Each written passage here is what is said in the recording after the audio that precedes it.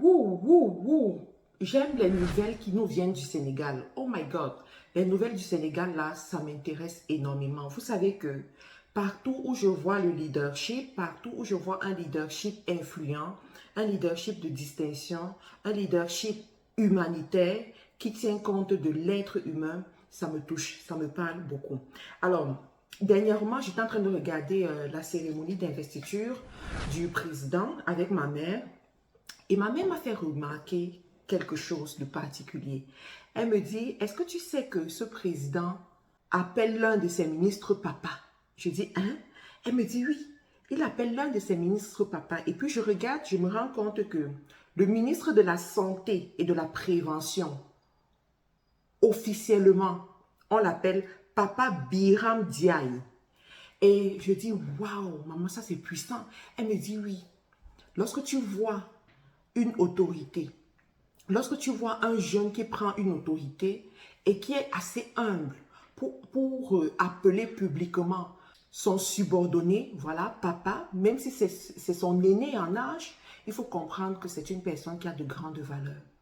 Et ça a donné l'opportunité à ma mère de me raconter une histoire. Ma mère, c'est une institutrice qui a pris sa retraite. Elle a travaillé toute sa vie pendant près de 45 ans. Elle a travaillé toute sa vie comme institutrice. Et dans sa génération, vous savez, dans la fonction publique, lorsqu'on te nomme, lorsque tu rentres dans la fonction publique, tu rentres avec une catégorie de personnes et vous cheminez ensemble, ça fait partie des personnes de ta génération.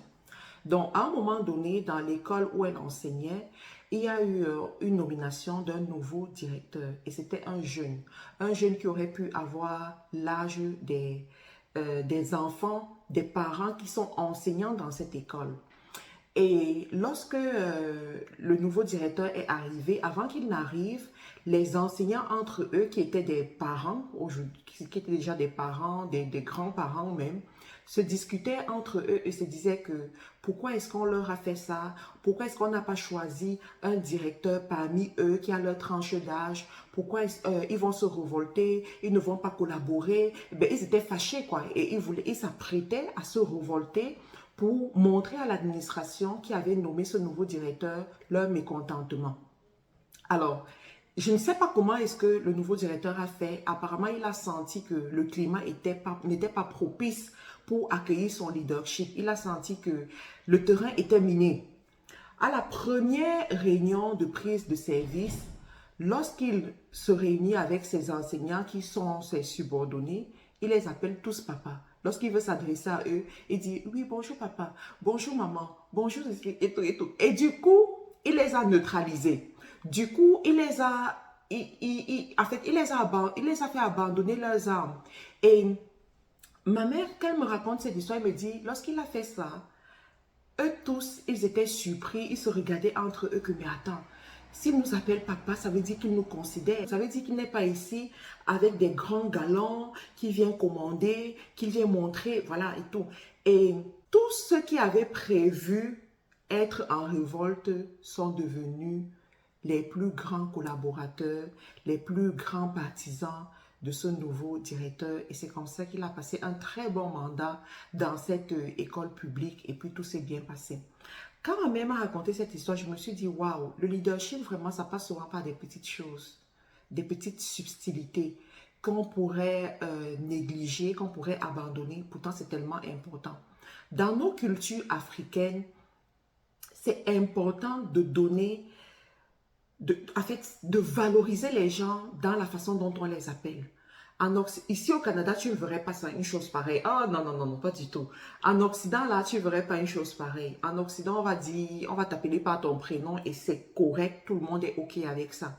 Mais en Afrique, lorsque tu habilles le nom d'une personne, tu habilles le nom d'une autorité, ça fait toujours plaisir. Ça fait toujours plaisir. Et il faut savoir que tout ce qu'on fait est observé. Moi, je suis camerounaise là. Je vis au Canada, mais j'ai quand même remarqué ça. Mais si moi, je l'ai remarqué, ça veut dire que ceux qui sont sur place au Sénégal l'ont aussi remarqué. Et ça leur a fait quelque chose. Ce papa aussi, Ibrahima l'a aussi remarqué et ça lui fait quelque chose. Et vous voyez que ce sont que des petites choses comme ça qui vont faire en sorte que le président établisse son leadership, établisse son influence. Parce que l'influence, c'est la capacité d'amener les autres à te suivre sans que tu ne les forces. Et ça, c'est difficile de faire sans la position. Avec la position de président, c'est sûr que les gens vont te suivre, c'est sûr que les gens vont suivre tes ordres et tout. Mais si on enlève cette position de président, est-ce que les gens vont toujours te suivre? Donc, si les gens sont capables de te suivre sans ta position, c'est génial, c'est grand. Et vous allez faire des miracles, vous allez faire des grandes choses parce qu'ils seront prêts à aller au-delà de ce que tu leur demandes. Ils seront prêts à donner le meilleur d'eux. Ils seront prêts à tout faire juste pour te voir sourire, juste pour te voir content, juste pour te voir accomplir tes objectifs. Et this is what we want. Ça, c'est ce que nous voulons. C'est ça qu'on appelle le leadership influent. Alors, si cet exemple-là peut nous inspirer tous, peut nous aider tous, si nous pouvons nous inspirer de ça, ce sera toujours une bonne chose. Et puis, je voulais partager ceci avec vous. Alors, je vous rappelle, pour ceux-là qui veulent s'inscrire à la formation de leadership, voilà, les inscriptions sont ouvertes pour la deuxième cohorte. Vous avez le lien en description de la vidéo.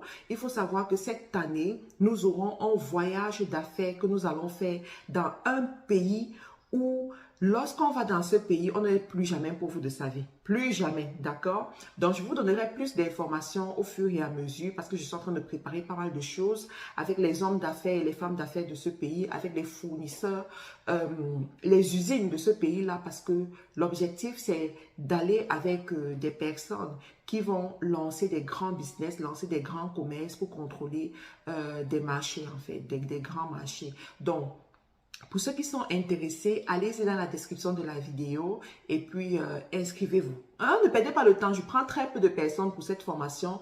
Inscrivez-vous et on passera un bon moment ensemble. Bye bye. Vous aspirez à la grandeur. Votre rêve, c'est de bâtir des entreprises fortes et pérennes. Seulement, vous vous tuez à la tâche sans résultat conséquent. Vous perdez beaucoup d'argent dans des investissements infructueux. Vous ne savez pas comment conquérir de nouveaux marchés afin de booster votre croissance et votre chiffre d'affaires? Marthe Karine Jacou, coach certifié en leadership et développement d'affaires, chef de plusieurs entreprises en Amérique du Nord et en Afrique, vous propose sa toute nouvelle formation Leadership influent et développement d'affaires. Vous souhaitez booster vos résultats et vos revenus? Transformer une simple idée en multinationale? Avoir une équipe forte et performante? Cette formation est faite pour vous. Elle a été conçue uniquement pour faire de vous des leaders et entrepreneurs à succès. Pour plus d'informations, cliquez sur le lien dans la description. Leadership et développement d'affaires, accédez à la grandeur.